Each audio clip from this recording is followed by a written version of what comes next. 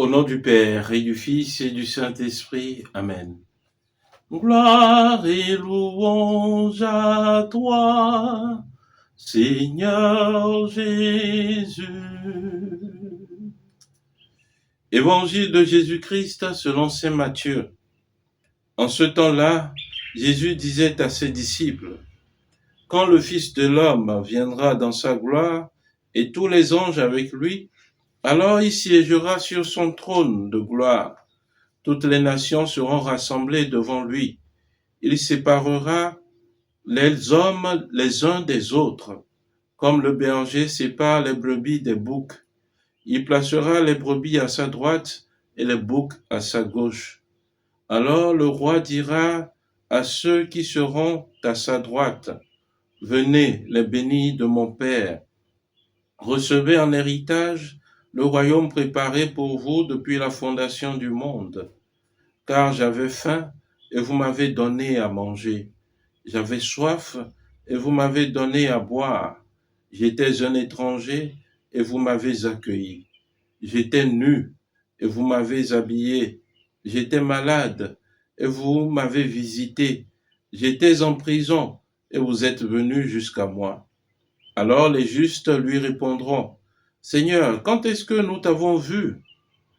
Tu avais donc faim et nous t'avons nourri, tu avais soif et nous t'avons donné à boire, tu étais un étranger et nous t'avons accueilli, tu étais nu et nous t'avons habillé, tu étais malade ou en prison.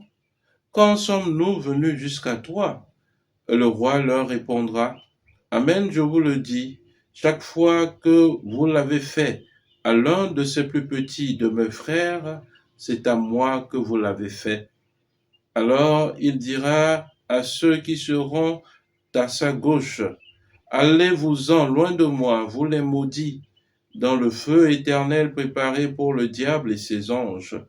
Car j'avais faim, et vous ne m'avez pas donné à manger. J'avais soif, et vous ne m'avez pas donné à boire. J'étais un étranger, et vous ne m'avez pas accueilli. J'étais nu, et vous ne m'avez pas habillé.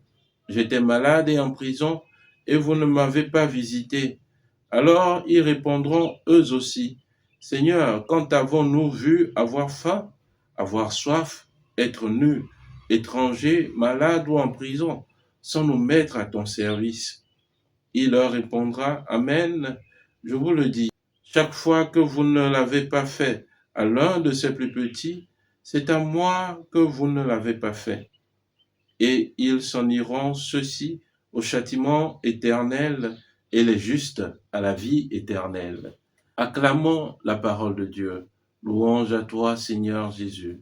Bien-aimé le Dieu, paix et joie à vous. Nous continuons gaiement notre marche de carême. Et aujourd'hui, au 6e jour, l'Église nous donne de méditer l'Évangile selon saint Matthieu. Dans cet Évangile, nous comprenons bien que notre marche, notre vie chrétienne, est une marche à l'imitation de notre Seigneur Jésus-Christ. Savoir mettre nos pas dans ses pas, savoir nous configurer à la personne de Jésus-Christ afin d'œuvrer comme lui. Lui, notre Seigneur, qui n'a pas fait de différence entre les hommes, qu'ils soient bien portants, qu'ils soient malades, Jésus était tout proche de chacun de nous. Et aujourd'hui, dans l'Évangile, il nous invite à cette même imitation, que nous puissions être proches de nos frères humains. Il nous donne à travers cette parabole 2 images, celle des brebis et des boucs. Les brebis, nous les savons dociles. Les boucs, nous les savons bien souvent récalcitrants. Chers frères, chères sœurs, les brebis que Jésus donne en exemple, elles ont su accueillir l'étranger, donner du pain à celui qui avait faim, donner de l'eau à celui qui avait soif, donner un vêtement à celui qui était nu, aller visiter les malades et celui qui était en prison. Voilà les œuvres que nous sommes appelés à manifester en vue du royaume des cieux. Et chose étonnante, c'est que aussi bien ceux qui devaient aller à la vie éternelle qu'à la damnation éternelle, les deux bords n'avaient pas su reconnaître Jésus lorsqu'ils accomplissaient des actes ou lorsqu'ils manquaient d'accomplir les actes. Oui, aussi bien les brebis que les boucs, n'avaient pas reconnu le Seigneur Jésus. Et Jésus leur dit que lorsque nous l'avons fait à l'un de ses plus petits que sont nos frères, c'est à lui que nous l'avons fait. Pourquoi donc? C'est-à-dire que nous formons une unité de corps avec notre Seigneur Jésus. À chaque fois quand je fais du bien à un frère ou à une sœur, c'est au Seigneur Jésus que je le fais, c'est à son corps tout entier que je le fais. Lorsque je fais du mal à un frère, à une sœur, c'est au corps tout entier de Jésus que je le fais. Eh bien, chers frères, chères sœurs, nous sommes invités à travers cet évangile de ce jour à montrer véritablement que nous sommes des disciples du Seigneur Jésus-Christ.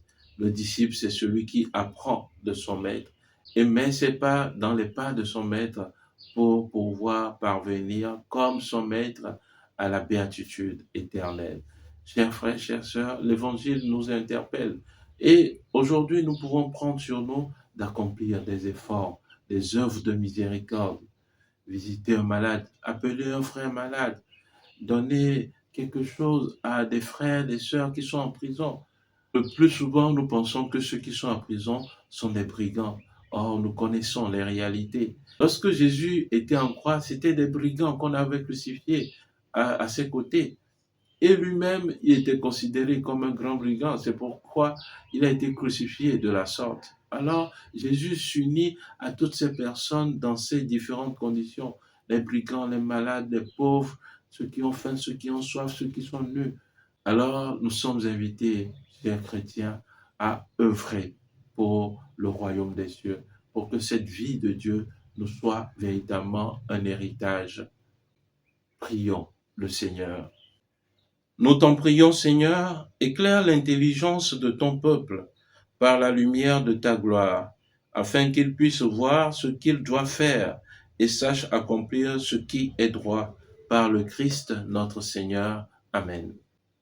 Et que Dieu Tout-Puissant vous bénisse, lui qui est Père et Fils et Esprit Saint. Amen. Excellente journée de prière, de travail, excellent début de semaine, et que les bontés de Dieu sans cesse vous accompagnent. Amen.